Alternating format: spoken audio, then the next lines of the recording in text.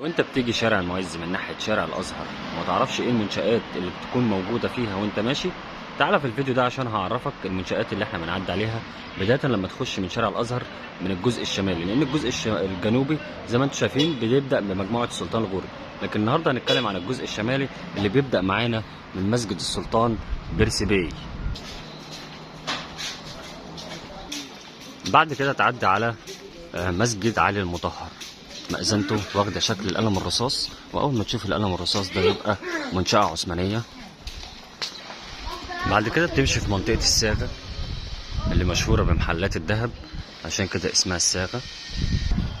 بعد كده تعدي على مجموعة السلطان قلاوون، مستشفى ومجموعة السلطان قلاوون وسبيل وكتاب خسرو باشا.